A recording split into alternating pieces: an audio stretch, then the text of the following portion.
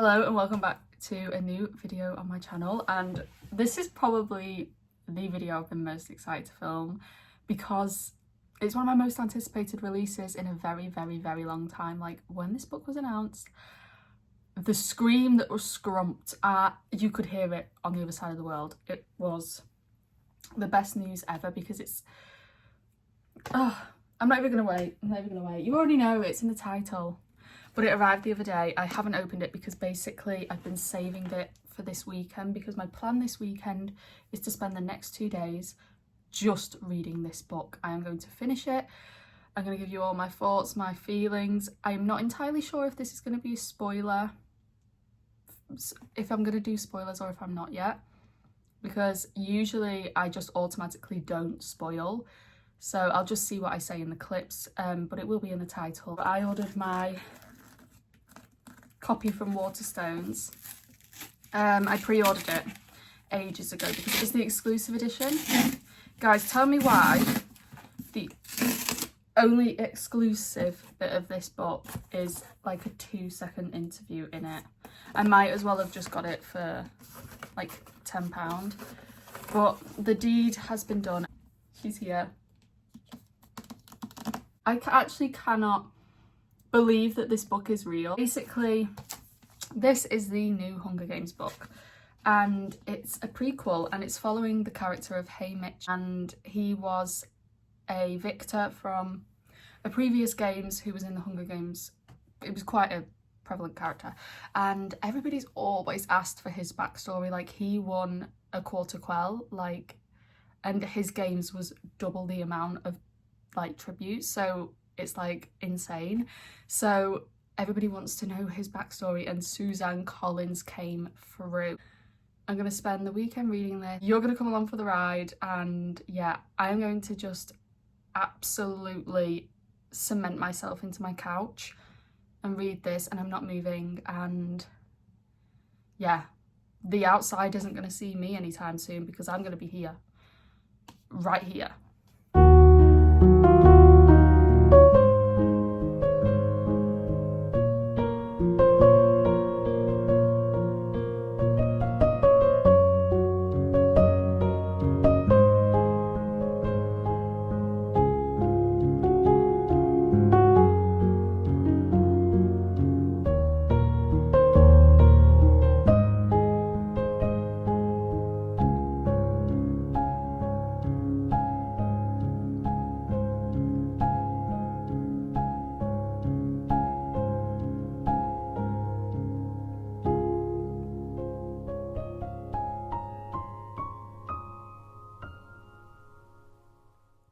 Okay, time for update number 1.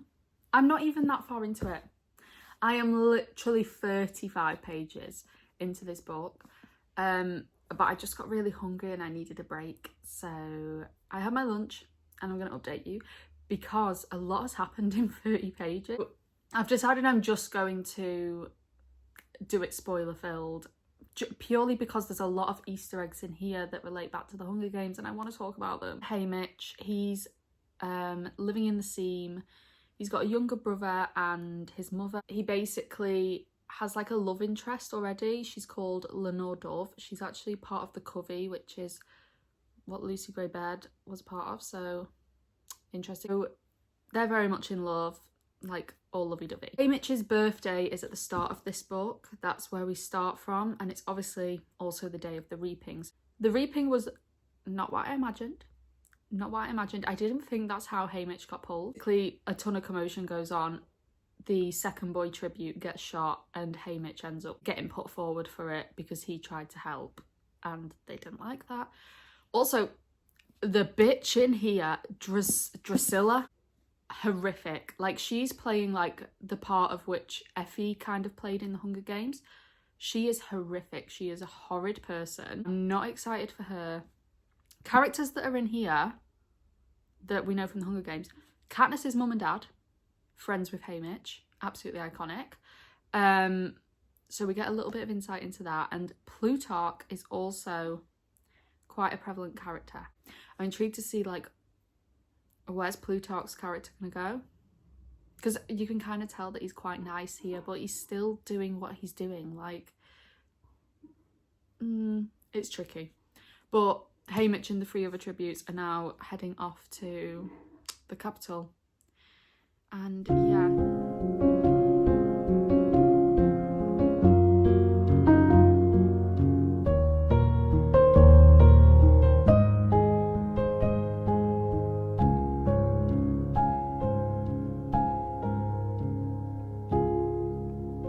It's quite a bit later now. What time is it?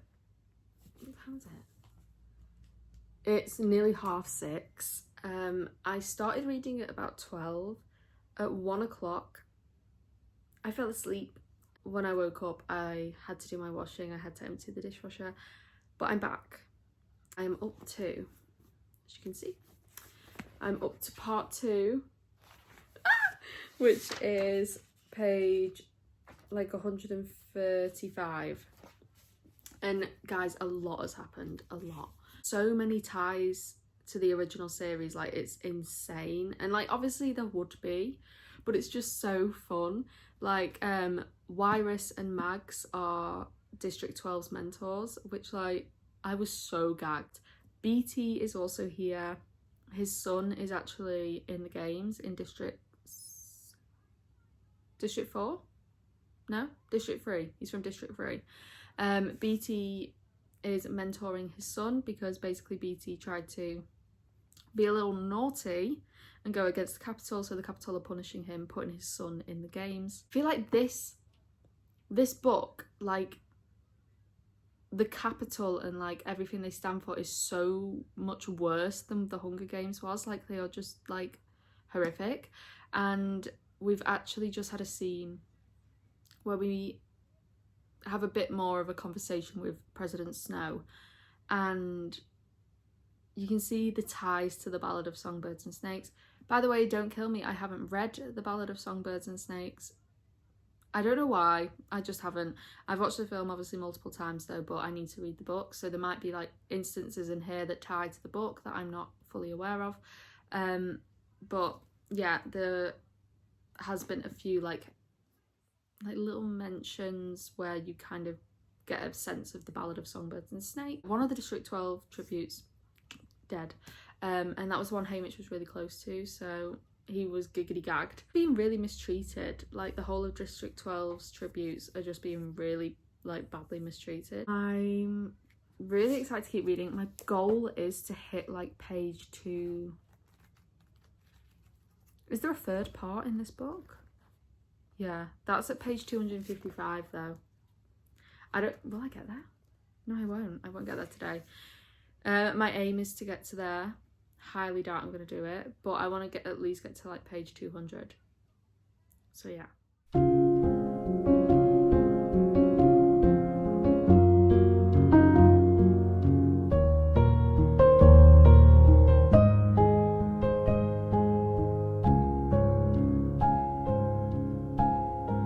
So guys, it's day 2 of the reading vlog. I didn't end up getting to my goal last night.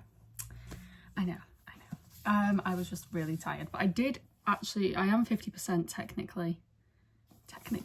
Page 192, which is chapter 14, and I am loving it. Up to the bit now where they're about to go into the games. They've just had their interviews. More characters being introduced that we already know and love. So Effie has made her appearance, which is really, really fun. I'm intrigued for these games because basically BT and Haymitch and BT's son have kind of come up with a plan to break the arena. I'm not sure how they're going to do it. They're going to be using explosives apparently. It's going to get mental.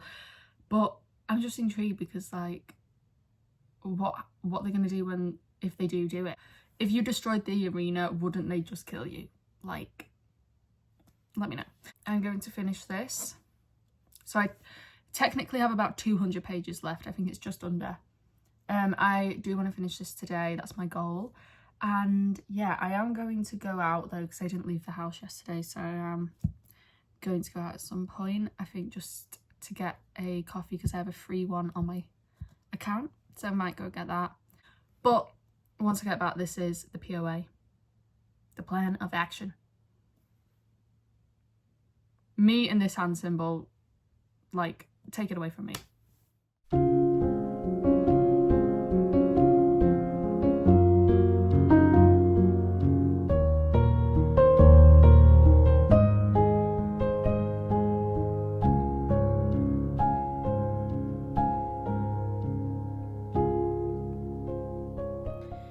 I am now about 100 pages from the end, so I feel we are in due time for a update. Not, even though we are in the games, like, not tons has happened. The whole plan of him and Ampert, like, blowing, like, attacking the arena, yeah, that was a fail. My reaction earlier was to Ampert's death, which BT dubs was horrific, the way they described it. Manic squirrels. I'm now frightened of squirrels, didn't think that would ever happen. The plan didn't go well, Ampert died, and yeah, haymitch was kind of on his own for a bit. Now back with Macy Lee, who, by the way, Macy Lee's my favourite character. Love her character arc, everything about her, Slay Queen. But there's only 10 people left now, I think, out of the 48. And haymitch and Macy Lee have just, like, reunited. They're not really sure what they're going to do now. Like, whether they're going to go try and find some of the newcomers or go and get the careers, they don't really know. So only 100 pages left. I'm not sure how we're going to wrap it up and also get what happens to haymitch after the game. There is a man in a striped suit outside my house who I've never witnessed in my life. Good day to you, sir. Anyways, I'm gonna bosh out this last 100 pages. I just can't believe, like, I'm reading this, but it's now coming to the end. But yeah.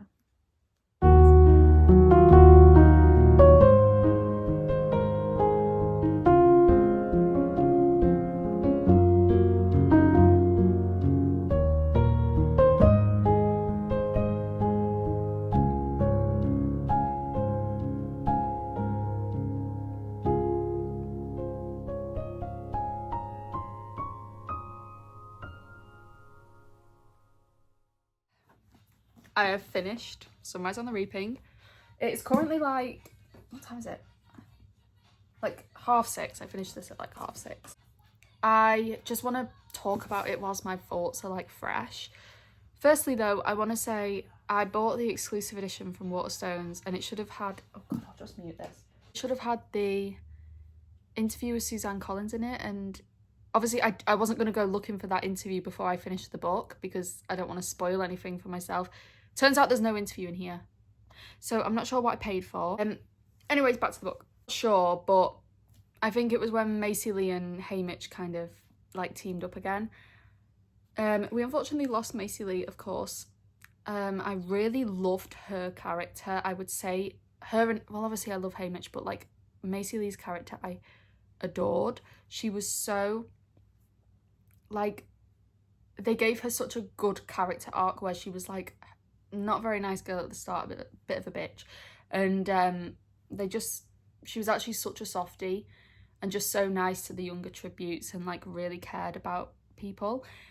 And I'm just so glad that they took that turn with her instead of keeping her as like the mean girl. A lot of ties to Lucy Gray in this book, a lot.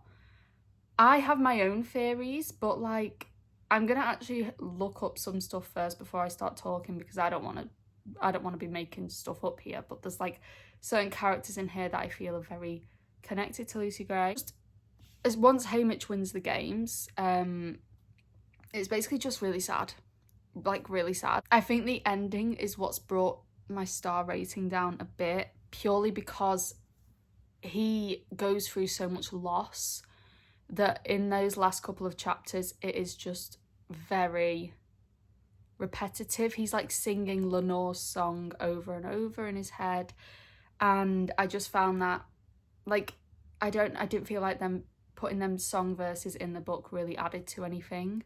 I understand that's what he's going through, but, like, for the reader, like, it wasn't adding anything. I enjoyed that we got an epilogue in here. It talked a bit more about Katniss and life after the Hunger Games ended. even though it was only like a couple of paragraphs, like it was really nice to read. And yeah, overall I really enjoyed it. Like, it was just a lot more, I feel like it was a lot more graphic than the Hunger Games. Like, some of the deaths in here were like really horrible.